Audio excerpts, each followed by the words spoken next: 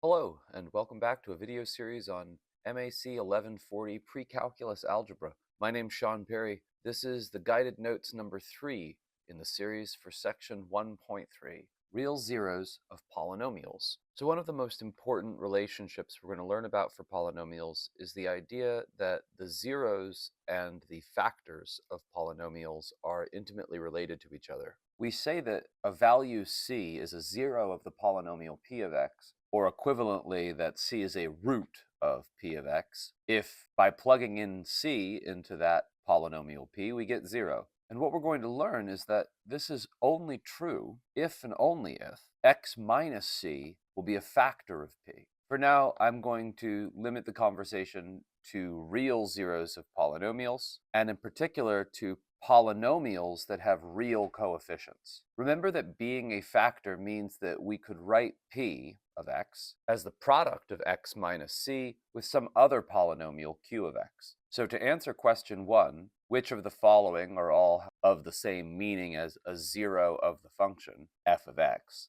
Well, a root is just another name for that zero. The degree of a function is not even really well defined if that function isn't a polynomial. That's not an answer. A solution to this equation, well, certainly 0 of that equation are the values that if I plug them into f would give me a 0 as an output. And since f of x is really associated with a y value, and we're declaring the y value to be 0 here, these are also the positions where we have a y value of 0 on the graph, namely the x-intercepts. We're not necessarily talking about a y-intercept, unless of course we are passing through the origin, and then it's both an x and y-intercept. The following problem wants us to recall the quadratic formula. This of course says that if I have a polynomial ax squared plus bx plus c set equal to 0, then we know precisely the zeros of this polynomial. It's going to be when x is equal to negative b plus and minus the square root of b squared minus 4ac all over 2a. And recall that this plus and minus means that we're in general talking about two solutions, one for each one for the plus, one for the minus, unless of course b squared minus 4ac is 0, at which point this square root just gives you 0, and plus and minus that is the same thing, and you only wind up with a 0 at the vertex minus b over 2a. But in general, we'll be looking at two answers, and it will depend on the value of b squared minus 4ac, whether or not we're talking about a rational, whether or not we're talking about a complex number, or whether or not we're talking about some general real number. So let's identify for this problem that we have a, b, and c having values 25, 20, and minus 23 respectively. There's no common factor to pull out of any of these, so we just have to shut up and compute, as they say. So we're going to have minus 20 plus and minus the square root of 20 squared minus 4 times 25 times negative 23. Must be very careful with our signs. And all of that is going to be over 2 times 25. So 20 times 20 is 400. A negative times this negative will make this positive. And a quick glance at our calculator tells us that this product is 2300. On the bottom we have 2 times 25, which is 50. So really what I have here is negative 20 plus and minus the square root of 2700 over 50. And 2700 square rooted, well, we could check it in the calculator, but we can see that that's not going to simplify entirely. Instead, we'll wind up with some decimal. So this tells us that we, at best, can reduce this. Let's do that with a little scratch work off to the side here.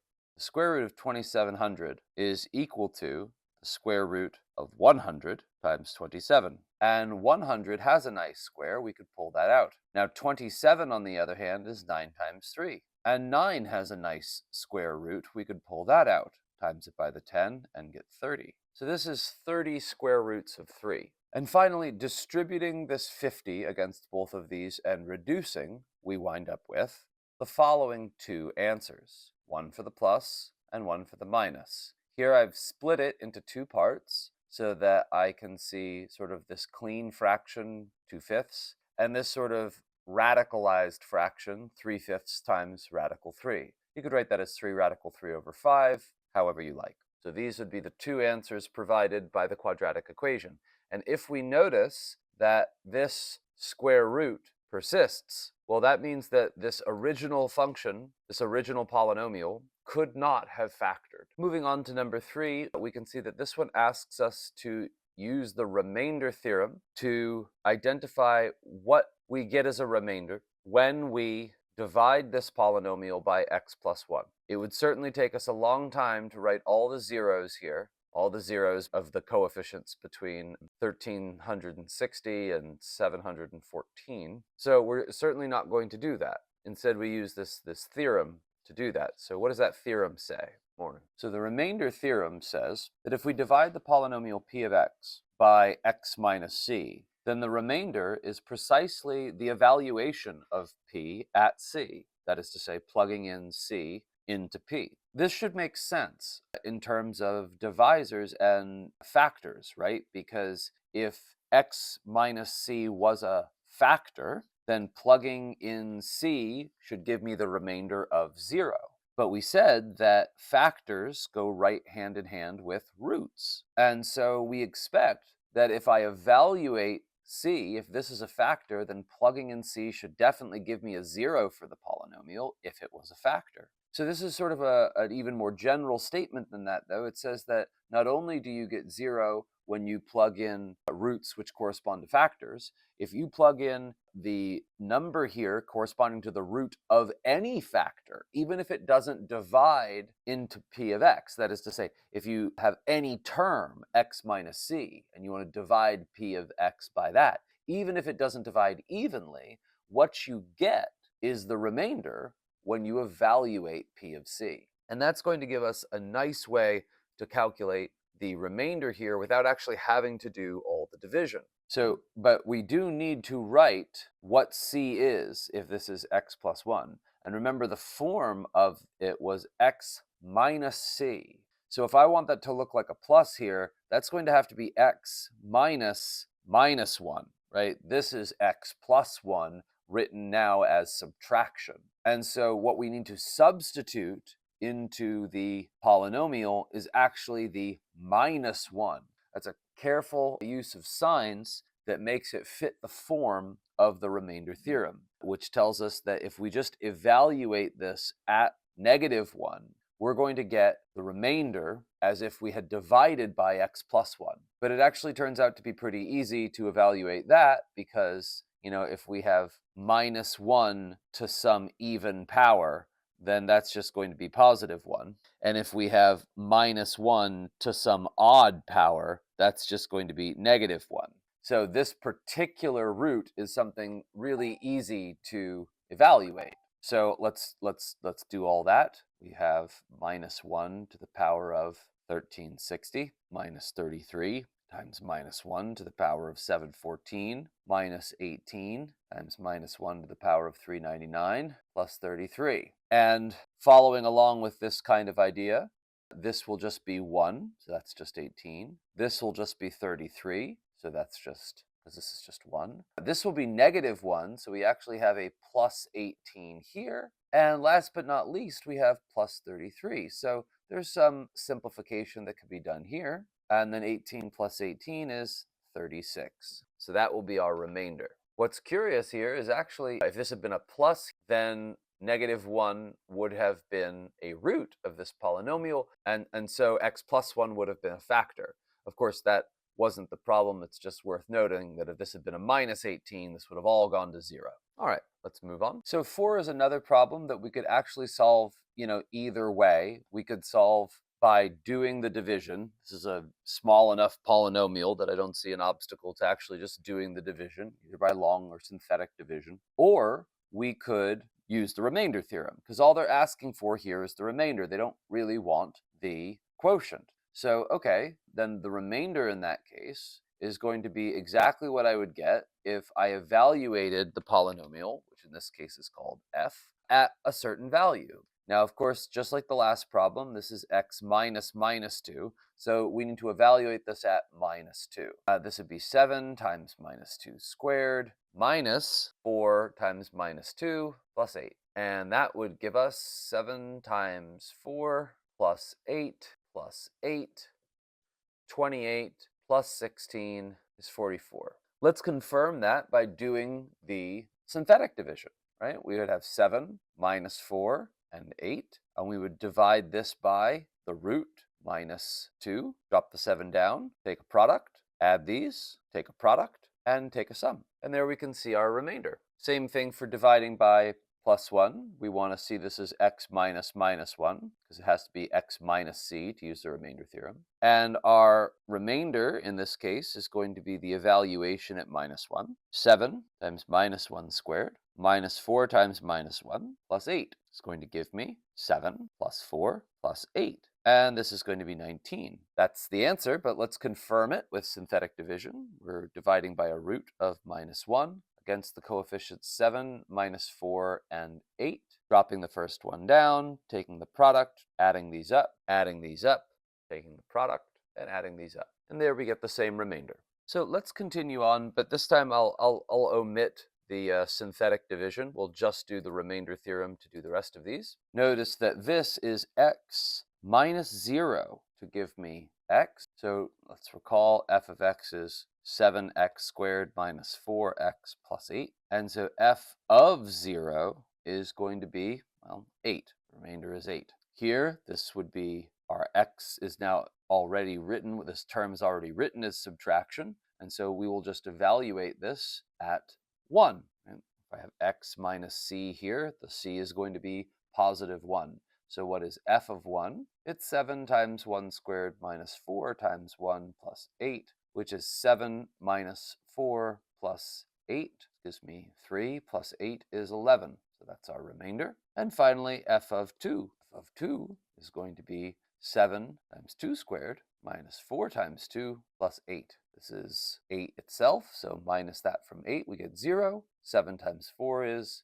28. Problem number 5 wants us to really understand the relationship between degree and zeros. We should note at this point, at least briefly, the fundamental theorem of algebra, which says that if the degree of a polynomial p of x is equal to n, then p of x has exactly n roots when we count with multiplicity. And so what multiplicity means is that if I have a repeated root, like let's say x plus 1 squared, or x plus 2 to the third, let's put an x plus 3 to the 1 here just for comparison, then it really has 6 roots. It's got 3 distinct roots. It's got -1 as a root, -2 as a root, -3 as a root. So distinct roots it has at most n. But if we count these with multiplicity, that's this number here, how often it repeats. And here you don't see anything, so it's 1. This has multiplicity 1. Then there are 2 plus 3 plus 1 roots. That gives me a total of 6 roots. And if you were to expand this whole thing, really just keeping track of the leading term of each one, what you would find is that this thing is going to equal x to the 6 plus some lower order terms. Now, I don't know what those terms are going to be. We could figure that out, but what a pain in the butt. Let's just say that if I only kept track of the leading terms, if I just looked at the first terms of foiling or expanding this cubic, right, I would get an x squared, an x to the third, and an x to the 1. And if I multiplied all those together, the biggest thing I'm going to get is x to the 6. And I noticed that it's only going to have a 1 for a coefficient here. So the degree of this thing would be 6, its leading coefficient would be 1, and these would be its 3 distinct roots, 6 roots total with multiplicity. So let's bring that information back to problem 5. Problem 5 says I want a polynomial of degree 4, real coefficients, sure, what else are we doing? A leading coefficient of 1, and the following zeros. Well, each one of these zeros is going to correspond to a factor. X plus 1 has a 0 at -1, and x minus 5 has a 0 at +5. Likewise, x minus 1 has a 0 at +1, and x plus 4 has a 0 at -4. And this has leading coefficient 1. If you were to FOIL this all out, your first terms would give you x to the 4th plus lower order terms, lower exponented terms. And yes, it would have a leading coefficient of 1. So because all they wanted here is the factored version, that's all we have to do. This is p of x. This is the factored version of this polynomial that has these particular roots. Problem 6 asks us to find all of the zeros of this function, given that we know one of the zeros. Now, this is a cubic function, and so we don't have necessarily the quadratic equation to help us here yet.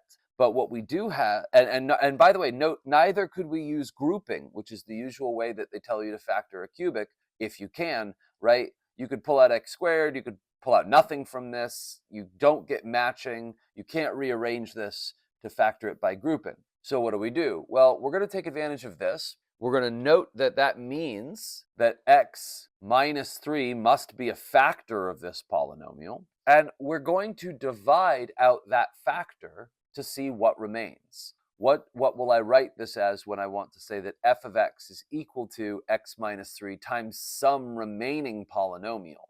That's the question, because if I can do that, this is going to have degree 3 in total, so that means this has to have degree 2, and we know a bunch of tricks to factoring a degree 2 polynomial. We can use a quadratic equation, etc. So when they tell you the zero of a polynomial, what we're going to want to do is divide out this factor from the polynomial and reduce the remaining quotient of the polynomial and see what remains. So here we go. Let's do this using synthetic division. We encode the coefficients.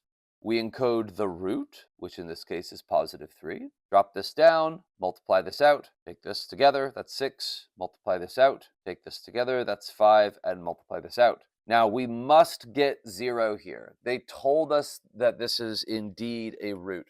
If we didn't get 0 here, well, we've done something wrong, because the remainder theorem says that we absolutely should get 0 for a remainder. But here now, we're not just interested in the remainder, we're also interested in this quotient. And the quotient goes from x to the third. This will be an x squared then, plus 6x plus 5. And x squared plus 6x plus 5 we could factor. So let's factor that. We have x minus 3 from this root. Then this will give us another 2 factors. X plus 5 and x plus 1 are our factors. And that tells me the remaining zeros. The remaining zeros are negative 5 and negative 1. So we have zeros at 3, minus 5, and minus 1 for the zeros of each one of these factors respectively. And that's pretty much all there is to that. This is a nice, gentle introduction to this kind of idea. If I tell you one of the roots, then you could get rid of that factor and look at the remaining polynomial, which has smaller degree. If we do that enough, we can get things down to a second degree polynomial, which we know how to either factor or use the quadratic equation to solve.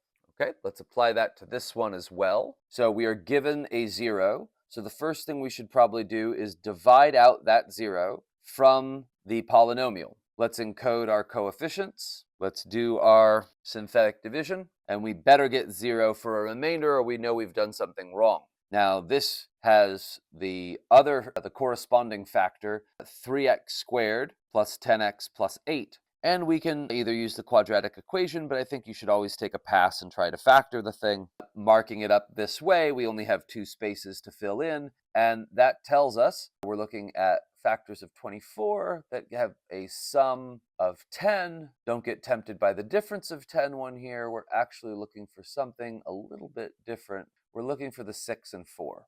We reduce, pulling out a 3 from this, and we have our remaining zeros. So we'll have a 0 at minus 2, and setting 3x plus 4 equal to 0, minus the 4 divided by 3, we have x is minus 4/3. So we have minus 4/3 as well as a root, and our original root of 4. So we have these 4 roots of the polynomial. So question 8 is going to crack us into the rational zeros theorem.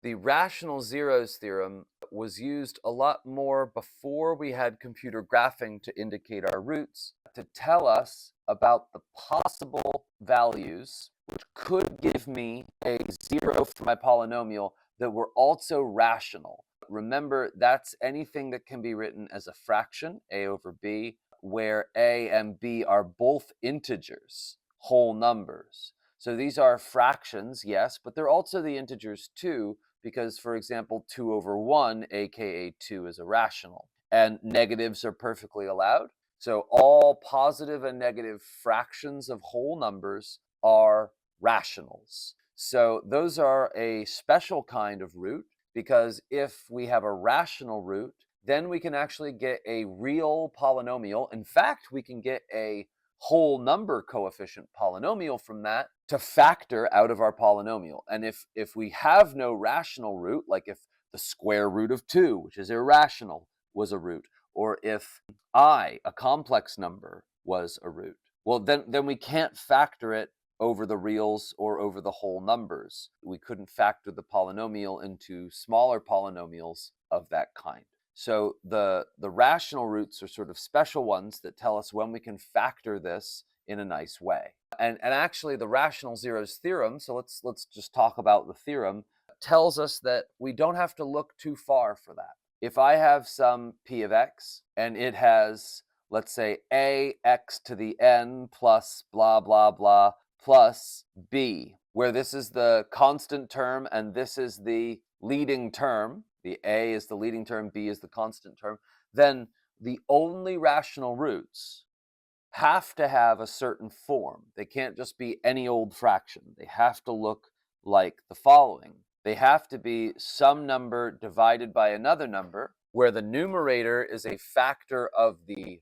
constant term and the denominator is a factor of the leading term.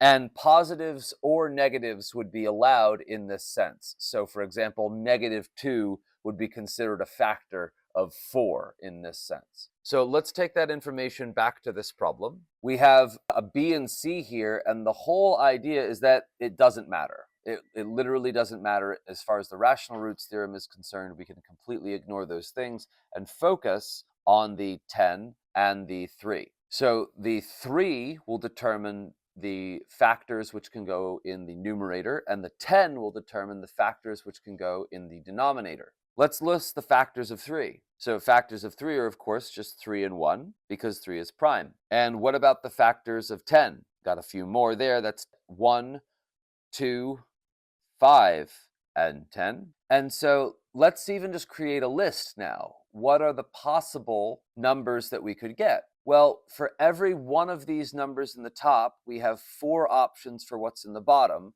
That's going to give us a total of 8 options. And actually, it's technically a total of 16 options, because each one of those is positive or negative. There are 2 ways that we could have a whole number with 1 in the denominator. We could have either a 1 or a 3. And likewise, we could have 1 and 3 in the numerator and a 2 in the denominator, or a 5 or a 10 in the denominator, and the 1s and 3s taking up their position in the numerator. So all the possible combinations of those are available, positives and negatives, to be rational roots here. So what that tells us is that there are 16 total options for what could be a rational root. Let's take a look at what isn't in the list. Well, these things in the numerator are 1 and 3, not 10. 10 is one of the denominator factor values. So this one will not work, but the rest of them are fine. We have a 5th, that's possible. We have 3/10, that's possible, and 3/5, 1/10, and 3. Okay, now they want us to use the rational zeros theorem to list some possible rational zeros of these following polynomials. Let me try to show you how to make systematic and short work out of these kinds of problems. Number 1, we want to identify the leading coefficient. It's a 1. We want to identify the constant coefficient. It's a 10. And so we make a quick factor list. Of course, the only kind of factors for 1 are 1. And the only factors for 10 are, as we listed them before, 1, 2, 5, and 10. So my apologies if I misspoke before. Our list of numbers that could go in a denominator, let's actually put that underneath to remind us of that, are going to come from the leading coefficient, and the numbers that could go in a numerator are going to go in the trailing coefficient, the constant coefficient. And so there are only these 4 possible options, and all of them have a 1 in the denominator. There's 1, 2, 5, and 10. And of course, we're going to allow the positive and negative version of all of these. And so this actually becomes a pretty simple list. We have plus and minus 1, plus and minus 2, plus and minus 5, and plus and minus 10. So notice from this that if you have a monic polynomial, the only rational roots are whole numbers. They can't even be fractions. Okay, again, for this one, we have a 2 in the last position. The constant is a 2, and the leading coefficient is a 7. So what could possibly go in a numerator? Either 1 or 2. What could go in a denominator? Either 1 or 7. There's 2 options on 2 options. That's going to give us a total of 4 options, 8 if we count the plus and minus. The numerators could either be 1 or 2, and the denominators could either be 1s or they could be 7s.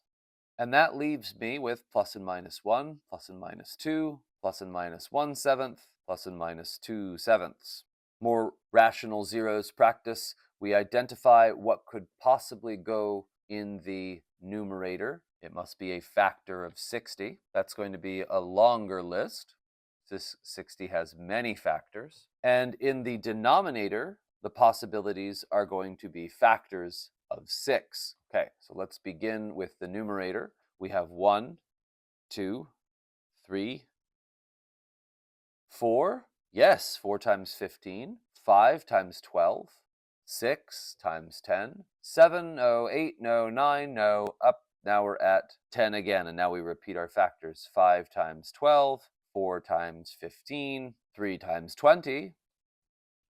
2 times 30, and 60 itself. Finally, we have denominator factors, 1, 2, 3, and 6. So you can see this is actually going to be quite a long list, and we're going to have a lot of cancellation that might happen. But let's start by listing the complete list of factors. For 60, I have 1, 2, 3, 4, 5, 6, 7, 8, 9, 10, 11, 12, and then 4 of those. So let's make 4 rows of 12. Again, one of the most important things to do when you're confronted with kind of a long, dreary problem like this is to be methodical about it, right?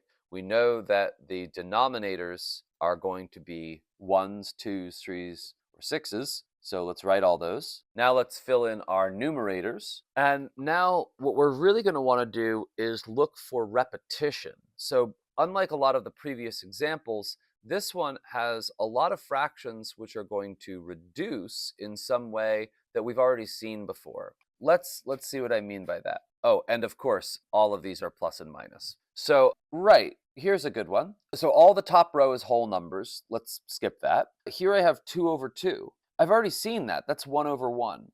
So is 3 over 3. And so is 6 over 6. All of those are already listed in my factor list. The same with 3, because that's 6 over 2. And actually, let's not skip 2, right? That's 4 over 2. That's 6 over 3. That's actually 12 over 6 as well. And I don't have any more 3s. There's no 9s that go into 60. There's no 18s. What about 4s? No 4s, right? Oh, wait, there's a 4. 12 divided by 3. How about 5s? Yes, here's a 5. 6s. Let's also notice that we're getting reduction by any time that we can reduce the fraction, right? If I reduce the fraction, we should check to see it's not in the previous list. And if we can't reduce the fraction, then it couldn't have been in the previous list. So for example, 6 is here at 12 over 2. 15 over 2 does not reduce. 20 over 2 does. It's actually a 10.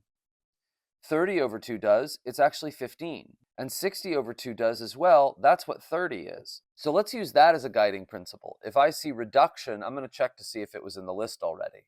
15 over 3, for example, was a 5 that I missed. 20 over 3 doesn't reduce. 30 over 3 does. That's a 10. 60 over 3 does. That's a 20. No reduction. Oh, here's one, right? 2/6. That's a third. 3/6. That's a half. 4/6. That's 2/3. 5/6 doesn't reduce. 10/6.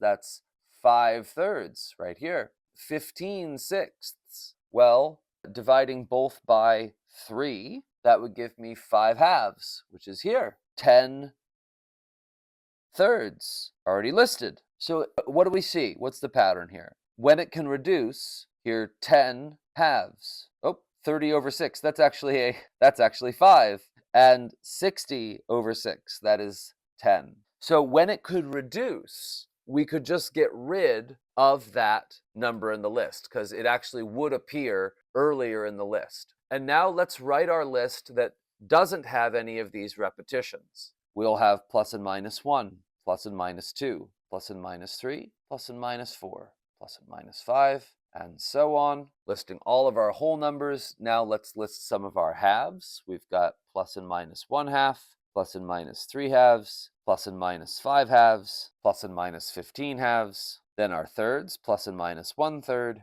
plus and minus 2 thirds, plus and minus 4 thirds, plus and minus 5 thirds, plus and minus 10 thirds, plus and minus 20 thirds, and that's all the non-repeated thirds. Then our sixths, plus and minus 1 sixth, plus and minus 5 sixths, and that's the end, really. So quite a bit longer of a list here. We have 1, 2, 3, 4, 5, 6, 7, 8, 9, 10, 11, 12, 13, 14, 15, 16, 17, 18, 19, 20, 21, 22, 23, 24, times 2. We actually have 48 possible rational roots to this equation. So not particularly helpful for having to guess and check through 48 things, all on the off chance that I find a root. And depending on these middle values, it may or may not even have any roots that are rational numbers. So I consider this to be kind of an archaic exercise, but back in the day when there was no computers to find us our, possible starting roots, this was the only way that we could approach these larger degreed polynomials and see if they factored.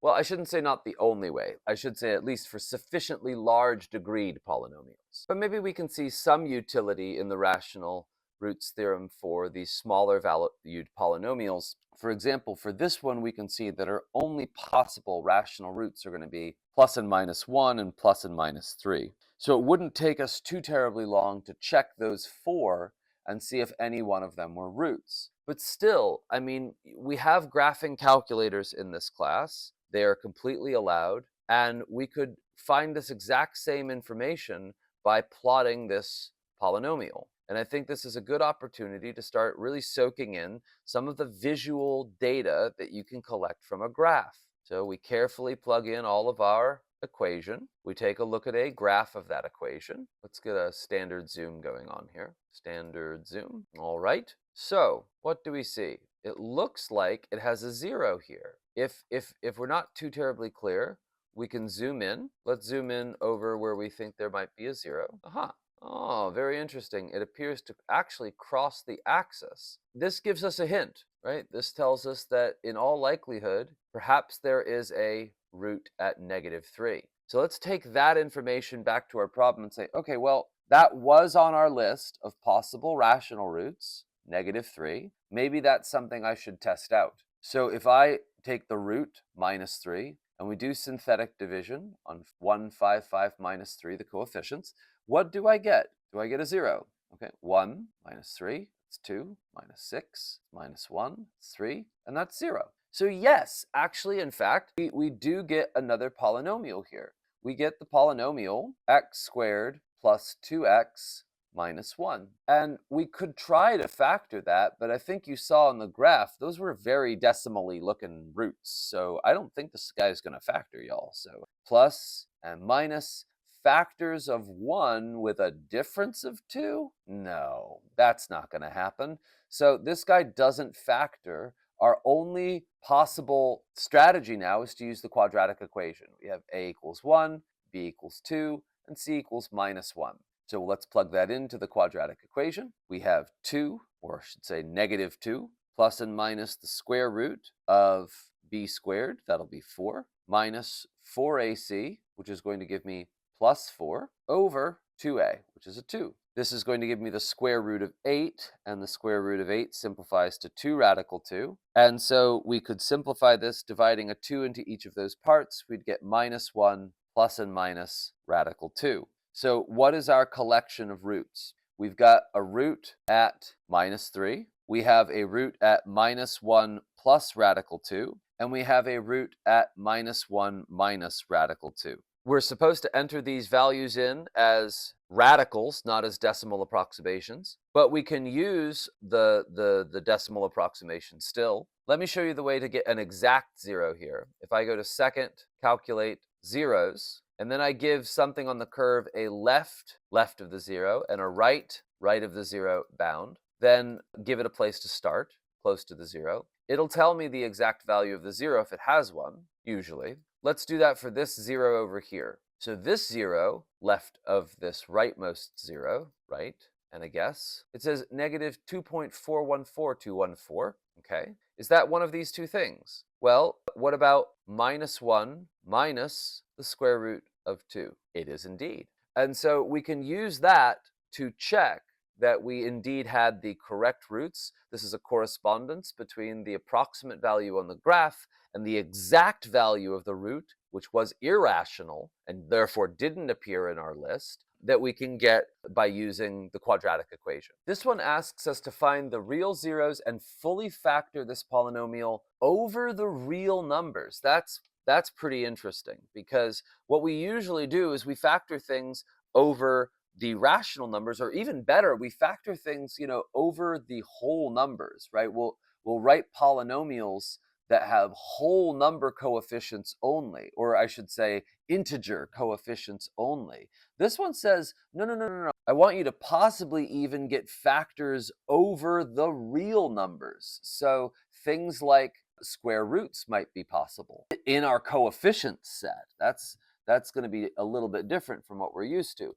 But let's just fire away at it. It shouldn't be too bad. First, we want to look at what the possible rational roots are, because those are going to be the easiest ones to get rid of. And if I can even just get rid of one of them, this will drop down from a third degree to a second degree, and we can use the quadratic equation to get the other roots. So what are my possible rational roots? Well, we'll have plus and minus 1 and plus and minus 5 as our possible rational roots. It's a leading coefficient of 1, so there won't even be any real fractions in there, proper fractions. But I still say, rather than plug all these in and hunt for a 0 or use synthetic division, we should still use our technology. So let's go in and enter this, y equals, enter this in our equation here. I'm just going to edit the last one, change the coefficients. This is minus 9. This is now plus 21. Let me change to insert so I don't rewrite things. Plus 21. And then minus 5 now.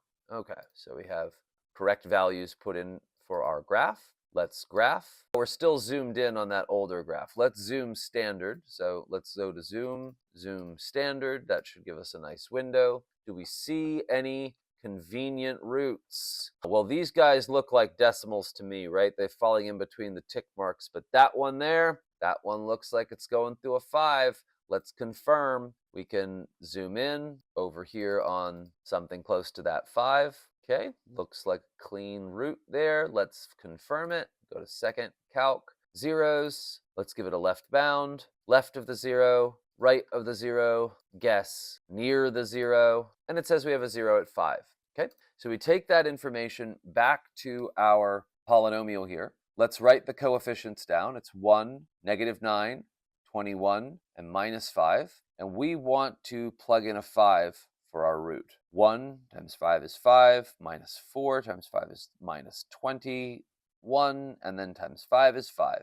So there we have remainder 0, and our reduced polynomial is now x squared minus 4x plus 1. And if we plug these values into the quadratic equation, which I think we should, we're going to wind up with negative b plus and minus the square root of b squared minus 4ac, which is just 4, over 2a. And this is going to give me a radical 12.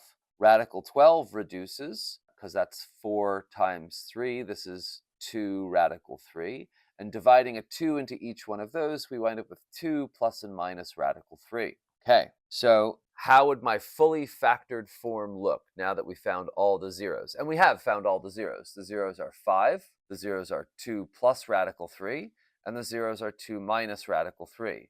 Well, if we wanted to factor over the reals, then we could just write x minus 5, x minus 2 plus 3x, 2 plus x minus 2 plus radical 3, and x minus 2 minus radical 3. It's probably worth simplifying that a little to erase these extra parentheses here, but that's just distributing the sign. Again, just to make it a little bit cleaner looking. There we have the factored version if factoring over the reals is allowed. If we wanted to factor over the rationals or over the whole numbers, over the integers only, Well, then we would have had to have written this as x minus 5 times the quadratic x squared minus 4x plus 1. There wouldn't be a way to break this down further. It would be what we call prime over the integers, but it's not prime over the reals. It factors over the real numbers in this way. So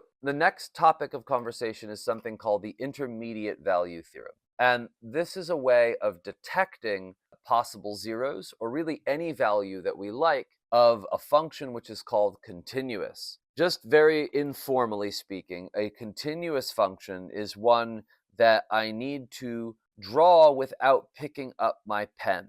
If I have to stop and move somewhere else and pick up my pen and continue, that's what we would call a discontinuity. That's not a continuous function. A continuous function has to travel along more or less connected to itself.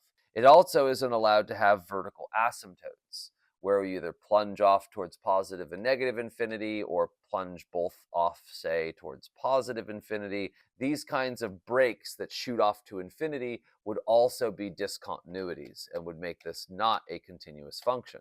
So continuous functions have to sort of plod along connected to themselves in this way. And the idea of the intermediate value theorem is that if you take any interval along which the function is continuous, and you take a look at the value of that function at the beginning and the end of that interval, well, it is forced to hit every value between those endpoints. So in this particular example, I have f of a and f of b here. Every value in this range has to get hit. It doesn't matter what you pick. If you go over, you'll find some value c such that this value gets hit. Any value in the y interval has some value in the x interval where it'll get hit. And you know what? Maybe there's more than one, right? Maybe it gets hit twice. If I took a look at something like, right here, right, there's actually 3 different values that make that work, that give me this particular y value for these inputs of x. But it doesn't say anything about that. The intermediate value theorem just says there's at least one.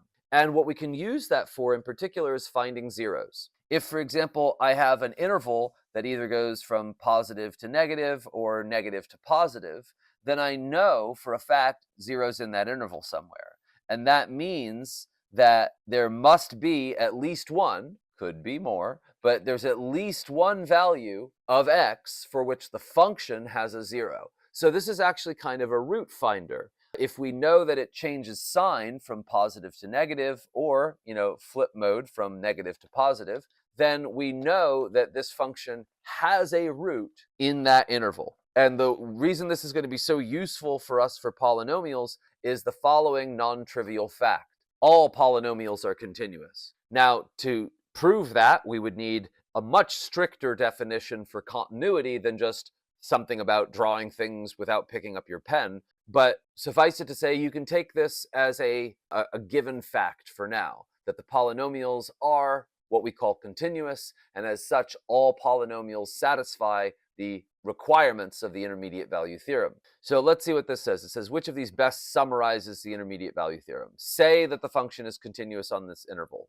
If either of these are 0, then this is the only 0 on the interval. No, that doesn't make any sense, right? If I had an interval and I had some continuous function that was 0 at either one of the endpoints, it could crisscross and have more zeros. That's a silly statement, so that's not true. If f of a and f of b have different signs, there's at least one 0 between them. I would say that is not a summary of the intermediate value theorem. That is a consequence of the intermediate value theorem. The intermediate value theorem isn't just true for zeros. The intermediate value theorem is true for any value in the interval between the endpoints of the y values f of a and f of b. It's not just zeros. But in particular, if f of a and f of b are one positive and one negative respectively, then 0 lies in that interval and the intermediate value theorem applies. So I would say probably your best answer is B. The rest of these don't make any sense. If they're both positive, it has at least one 0. No, that's silly. Both of these are silly. Like, I am positive, so I have to have a 0? No, I don't. That's a ridiculous statement. Same thing for the negative one. So there's only one of these that makes any sense, but I have a little bit of beef with this. This is not a summary of the intermediate value theorem.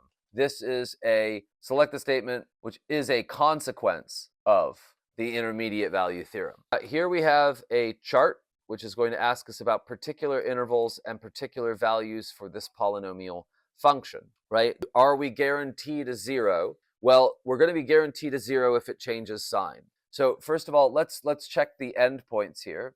What happens if I check -4, right? This is going to give me -4 to the third power minus 6 times -4 plus 2, okay? -4 to the third power is minus 64 plus 24 plus 2. And that's going to be negative. This is really all we need to know, is that this is negative. I mean, you can go on and calculate that it is in fact -38. But all we need to know is that it changes sign. Does it change sign for -3? This would be -3 to the third, minus 6 times -3 plus 2. And that's -27 plus 18 plus 2, which is -7. No. Oh, what am I saying? I don't know how this became an 8 and not a 3, but that is what I calculated. And so, yes, it does not change sign. They are both negative.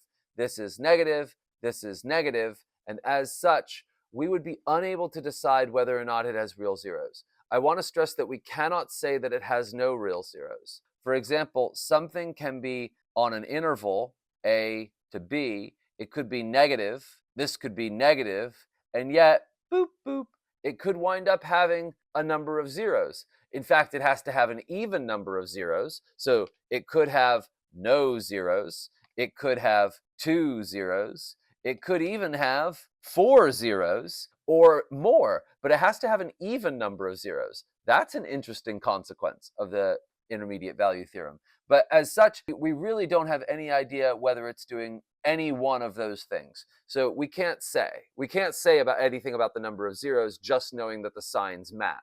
Likewise, we just found out that f of -3 was negative, but what about f of -2? F of -2 is going to be -2 cubed minus 6 times -2 plus 2, and that's -8 plus 12 plus 2. This is indeed going to be positive. And so we know it has at least one zero. We do not know that it has exactly one real zero, because again, it's entirely possible that if we're looking at some interval, right, and we know that this thing goes from negative to positive across that interval, then it doesn't just cross once. It could, or it could cross several times. And so we don't really know. We know it has an odd number of zeros. That's an interesting consequence of the theorem. But we really don't know that it has 1 0 or 3 zeros. We just know that it has at least 1 0, possibly more, but definitely odd. Finally, we can confirm for this interval, can the intermediate value theorem tell us anything? Well, we're going to have f of 0 is just going to give us a 2. That's positive. And your f of 1, well, we're talking about x cubed minus 6x plus 2. And so this is going to be 1 minus 6 plus 2, which is going to be negative. That's -3. And because it changes sign here, we know that it has at least one real zero. Again, we don't know if it has more than that. Maybe it has 3, maybe it has 5, but we know it has at least 1. And you know how we could actually confirm the number of zeros? I know you're probably going to guess what I'm going to say. We could graph it, right? We could look at a graph of this thing. We could say, okay, well, this is -6. We could say this is x cubed minus 6x plus 2. And we could actually just check out the graph. Looking at the standard zoom, we can see what the function told us. It told us about this 0 here and this 0 here. The one between -2 and -3 it detected, and the one between 0 and 1 it detected. But, and of course, now that we know more about the polynomial, right, we could make arguments about how many zeros it has to have. We knew, for example, that it had at least 1 in this interval and at least 1 in this interval. It couldn't have had 2 in this interval. It couldn't have had 2 in this interval. It had to have an odd number. And the number of total zeros can only be 3 at most. I say at most and not exactly 3 because you could have complex zeros that don't appear on this graph. We'll talk about that more in the next section. But suffice it to say, we could make an argument about exactly having 1 0 based on knowing other things about the intervals. Just to sort of sum that up, we knew inside this interval it had maybe 1, maybe 3. We looked over in this interval first between -3 and -4, and we found out that it could have perhaps 0, perhaps 2, and so on. Here we detected a definitely at least 1, 0, and 3, and so on. But here's what's really curious. Now that we know that, we could make a logical argument about the fact that these can't have 3. These can't have 2, because we know it has at least 1, at least 1. That means the number of zeros is so far at least 2. And so could it be 3 here? No, because that would make there be 4 overall zeros.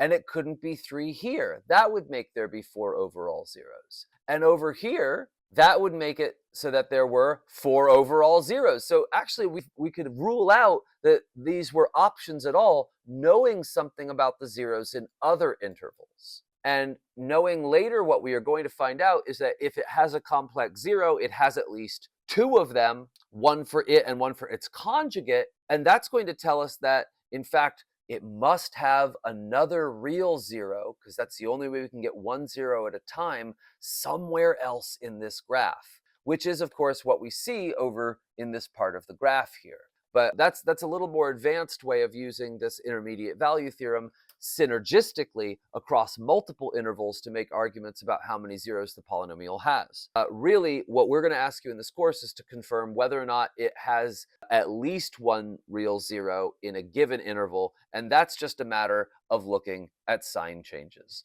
So that's all for this video. Thank you very much for your patience, and have a great day.